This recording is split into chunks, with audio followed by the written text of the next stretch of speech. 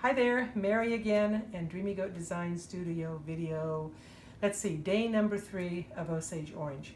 Remember the first day we prepared the Osage, we soaked it, soaked the sawdust. The second day we actually did the dyeing. And today is number 3, and we're going to look at what we did yesterday.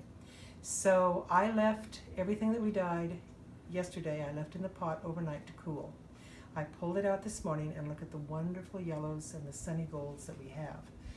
This is our Merino Tussa, 80% to 20%. Lovely, rich sun gold, okay? Here is the, here's Faith, the Merino Fleece. I love the way she's taken up the color. I'm not even sure if I don't know how I'm going to spin her, but I'm actually thinking now of more of a textured fiber, a yarn, rather than a finely spun yarn. To me, she's just exciting to feel. This is the very dark, wonderful mohair lock, but you can tell if you look closely that it's not the gray that it was yesterday, but it did what I thought it was going to do, and that is it did not really show up much yellow. I may actually put this in the indigo pot down the road to see if some of that yellow in there turns a green, and so where you'd get a green glint with the gray. We'll see. And this is the silk noil that looks as funny wet as it does dried. Maybe I will think to show you what it looks like when you add the little bits and pieces of the cut silk into a carded bat. It does add kind of a nice little pop to the bat. Okay, so these are my unspun fibers. Now look at the fabrics. This is Habitai silk. I love it. And by the way, do you remember yesterday when I said that I forgot to do one step, and that is filter the sawdust and the sawdust brew, if you will, before I put the fiber in? Well, it doesn't show much on the unspun fibers, but if you look closely, you can see little debris here and there. You can see it on all of the fiber as well. They'll brush off when the fabric dries. Okay, the Habitai silk, which I love.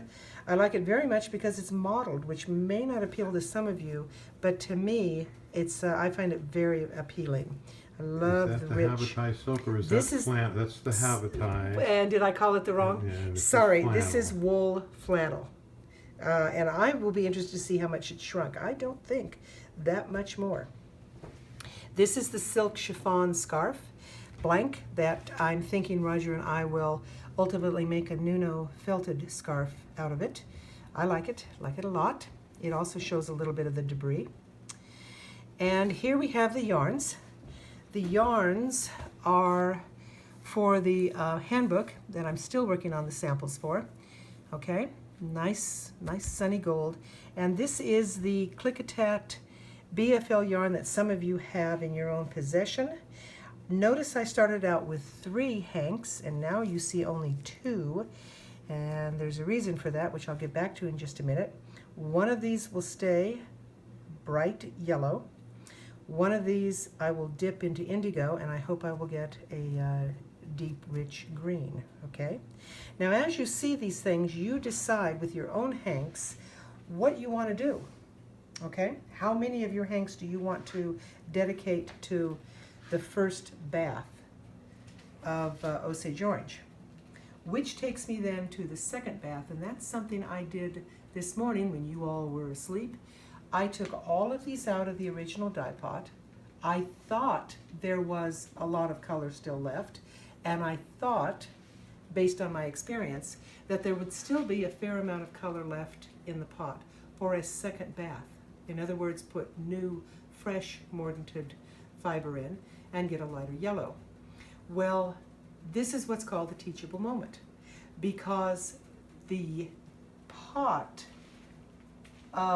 if you can kind of look in here, look at how watery that yellow is. That's the second dye bath.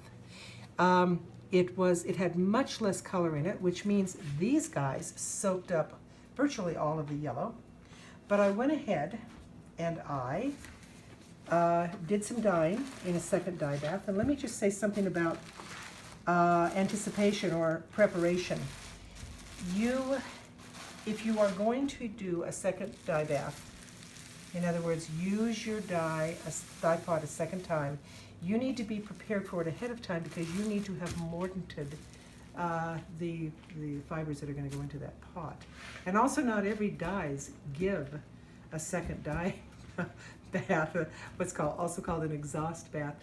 I thought Osage Orange did. It has in the past, but this time it didn't much. So what I got was this, which isn't bad. It's kind of growing on me, but it is much lighter than I thought it was going to be. Much lighter. I thought it was going to have more yellow in it, and really, it's really cream is what it is. This is first bath. This is second bath. Not bad when you put them together, though. I kind of like them.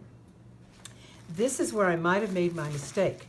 In addition to this going into the second dye pot, I put in a ½ pound of merino top. Really nice fiber, but I think it really did exhaust the available color. So I have this creamy color, which I've been looking at it, going back and forth, and I'm thinking, okay, I will not keep it this color. Well, what I will do is either I will dip it in indigo a little later, and a weak indigo vat, so that the indigo blue doesn't just wipe out, just overpower this color. Or I might do something else, which is really probably what I'm going to do. And that is, I will put this in the freezer so it stays wet. I don't want it to dry out because if it dries out, then I have to remordant it. So I'll keep it wet until I'm ready to use it. And when I use it, I think I'm going to use extracts to paint on it. So I'll have this color, but I'll also have other natural dye colors, giving a variegated top. Now, you might ask, what are extracts? Well, that's something we can talk about in the Google group.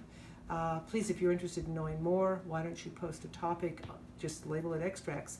And I can certainly talk about extracts, and I know some of you already use extracts, so we can talk about them. They have their place, okay? The only thing with extracts is you have to realize that if you buy, for example, cochineal as an extract, it will only give you pinks. You have to go to the actual bug, the cochineal bug, to give you the brilliant reds. Okay, so this is okay. Not what I had thought it was going to be, but it's okay. Now, let me show you one more thing, and that is the iron post bath. And by the way, since I dyed this morning, I'm going to actually put it back in the dye pot and just let it soak in whatever color is still in there. It'll hopefully absorb a little bit more, and then I will take it out and I will go to the next step.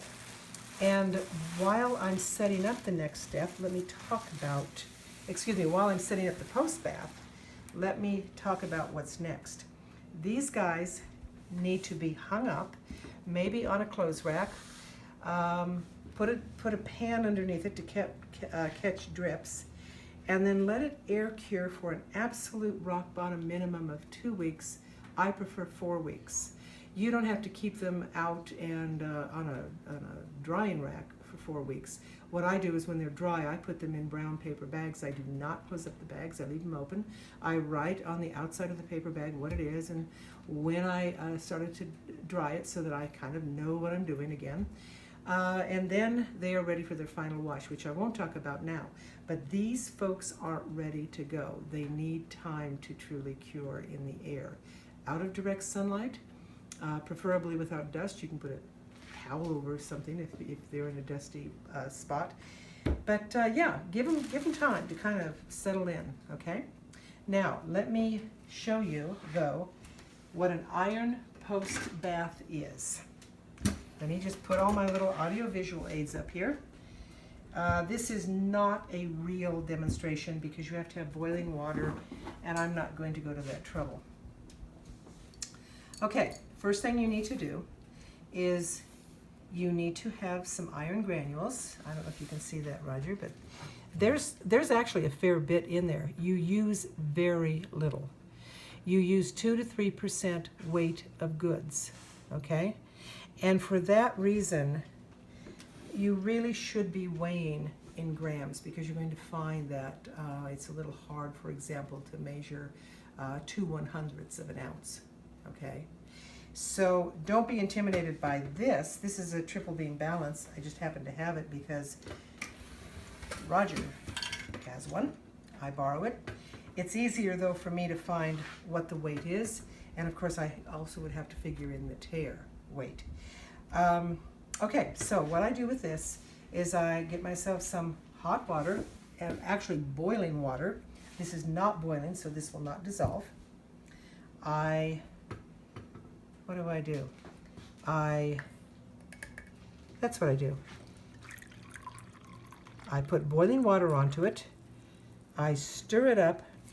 I dissolve it, okay? And it might just dissolve.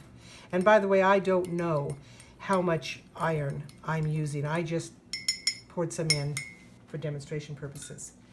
And then before I actually get ready to use it, I then filter it. If you've done a pretty good job of dissolving it, this may not be a necessary step, but you really don't want to have any undissolved granules because it will spot the fibers. So a little paper towel, little tea strainer that I no longer use for tea. I strain it through. All right, and then I put it into a pan of water, and there should be water in there, but there isn't water in there. Put it on the stove, start to bring it up to the temperature that I want.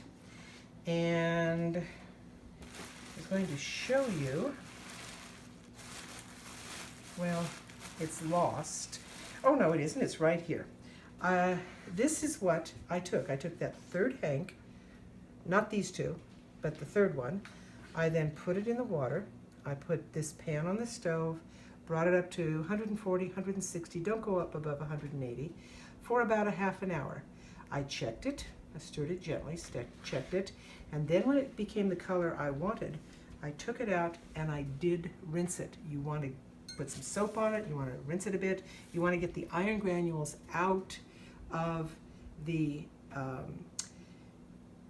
yarn, because it will eat into the yarn if you let it sit, okay? Do not use silk.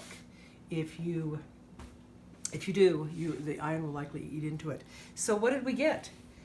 Here's this little ta-da moment. This is the first bath of Osage orange. This is the first bath of Osage orange with an iron post bath. And isn't that amazing? I love it. In fact, whoops, did I come too fast? Okay, in fact, if we just do this and do this kind of informally, and then even take a look at this cream colored yarn, here's what we've done. And it's really kind of wonderful. And then when you think of the indigo, ultimately it will be a deep green. So with one diced up Osage orange, you can get one, the invisible indigo, 2, 3, 4 colors. Now one more thing before I close. You know to wash this, rinse this by hand, soap it by hand, then let it also cure for up to a month, okay? You know what to do with these guys. But what do you do with your dye bath, your dye pots? What do you do with this, for example? Well, it's benign, completely benign. You can put it on your flowers, or you can pour it down your sink if you like. That's just easy to go. And this is the leftover Osage orange sawdust. You can use it as a mulch in your garden if you want. It is just sawdust. I would not try to rehabilitate this, however. Just pitch that, and you can also, of course, just throw the sawdust away. So we have just accomplished a lot of beautiful dyeing with Osage orange. What's the next step? More yellows. I will show you in abbreviated fashions some additional yellows. The next one we'll look at is a very blue-based yellow that's weld, rather than this red-based yellow, which is Osage orange. And I think I've covered everything for right now. If you have a question, what are you going to do? You're going to go to the group and post us a question. Okay, thank you so much. See you later.